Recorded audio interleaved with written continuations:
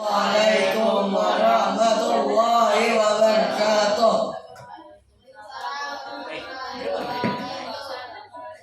Kami dari kelompok 3 ingin menceritakan tentang kisah nila emas.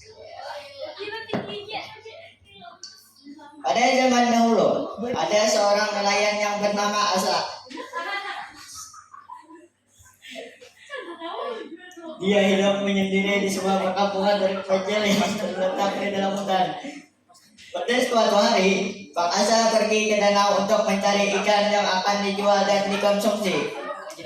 Saat mencari ikan, Pak Asa menemukan seekor ikan nila yang berbeda dari ikan nila lainnya. Ikan itu memiliki sisik berwarna emas.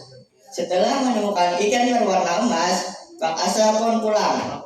Sesampainya di rumah, Pak Asa pun meletakkan ikan hasil tangkapannya ke dalam sebuah wadah. Setelah meletakkan ikan, ada seorang pembeli yang ingin membeli ikan Pak Asa.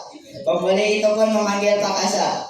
Lalu Pak Asa pun keluar untuk menghampiri pembeli tersebut. "Ada apa?" kata Pak Asa.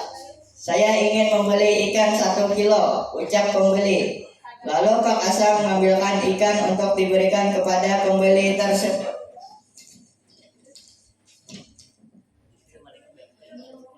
Pak Asa menjual ikan.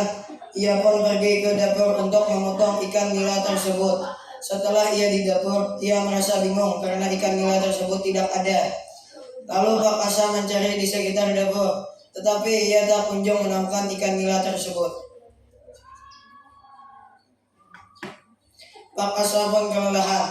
Karena kelelahan, ia pun ingin beristirahat ke kamar. Setelah ia di depan kamar, ia pun membuka pintu kamar dan betapa terkejutnya Pak Asa melihat seorang gadis cantik tanpa busana. Lanjut Pak Asa. Pak Asa pun menutup mata sambil bertanya, "Siapa kamu?" Gadis itu pun menjawab, "Aku adalah ikan nila emas yang kamu tangkap tadi." "Hah? Benarkah?" ujar Pak Asa dengan kaget. "Kenapa kamu bisa menjadi ikan nila emas?" tanya Pak Asa. "Aku adalah putri yang dikutuk karena menolak untuk dinikahkan oleh raja," ucap gadis itu.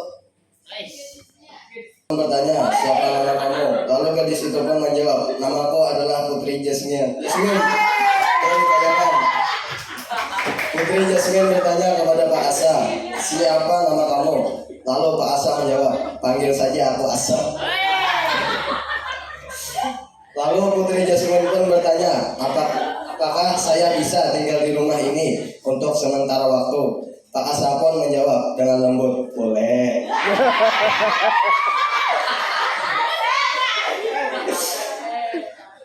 Lalu mereka pun tinggal berdua. Setelah beberapa hari mereka tinggal berdua, Putri Jasmine pun menceritakan tentang kebenaran kutukannya. "Sebenarnya kutukan ini akan hilang apabila aku menikah dengan seorang pria bujangan."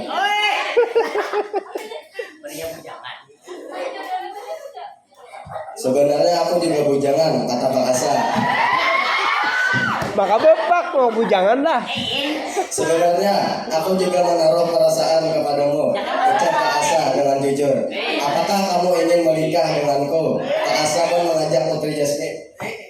Beberapa hari kemudian mereka menikah dan menjadi pasangan suami istri yang sah. Setelah 2 bulan menikah, istri Pak Asa mengandung anak pertamanya bernama Pak Asa.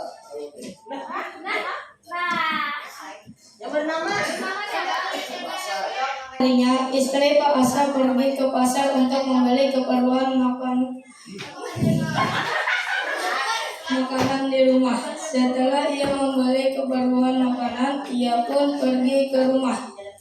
Saat berjalan pulang, Putri Jasmine bertemu dengan beberapa preman cabul yang ingin menculiknya karena preman tersebut terpesona melihat kecantikannya. Sore pun tiba. Pak Asa merasa kebingungan kenapa istrinya tidak kunjung pulang. Pak Asa dan ia pun mencari istrinya. Dengan keadaan panik, ia pun pergi ke pasar untuk mencari istrinya.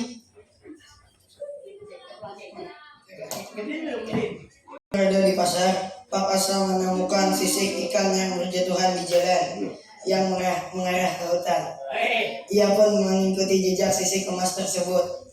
Sampailah ia di rumah tua yang terbengkalai, di mana tempat itu merupakan tempat persembunyian para preman cabul tersebut. Pada saat itu ia mendengar suara teriakan, "Tolong! Tolong!" yang berasal dari rumah tua tersebut. Pak Asa pun langsung masuk ke dalam rumah tua tersebut.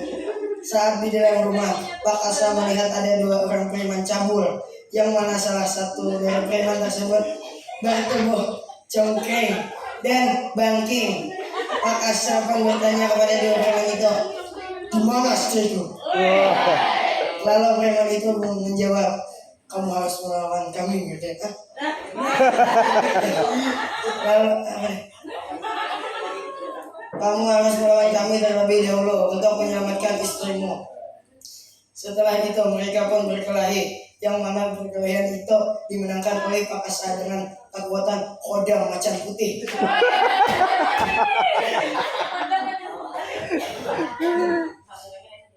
Menangkan perkelahian tersebut, Pak Asa pun langsung mencari istrinya. Ia pun menemukan istrinya berada di dalam kamar dengan keadaan terikat tali.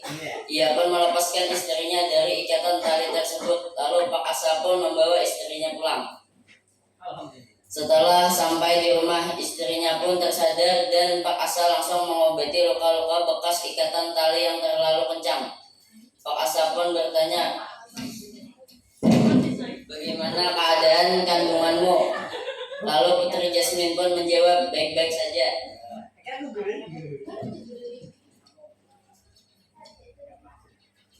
Keesokan harinya Putri Jasmine sembuh. Beberapa bulan kemudian Putri Jasmine pun melahirkan anak yang diberi nama Saudah. Saudah.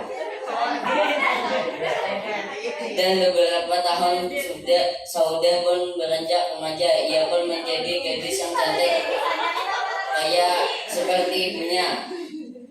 Kemudian suatu hari ayahnya Putri Jasmine turun ke bumi untuk melihat putrinya, dan alangkah terkejutnya ia melihat Putri Jasmine mempunyai anak yang bernama Saudah.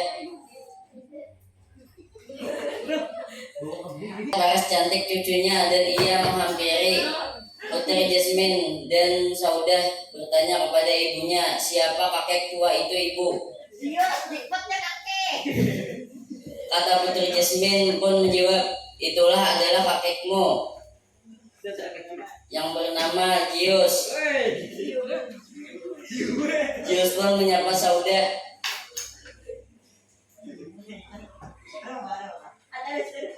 Tinggal di kerajaan Kayangan, serta Pak Asa disuruh menjadi penerus Raja Jius, dan Putri Jasmine menjadi ratu. Akhirnya mereka pun hidup bahagia selama-lamanya.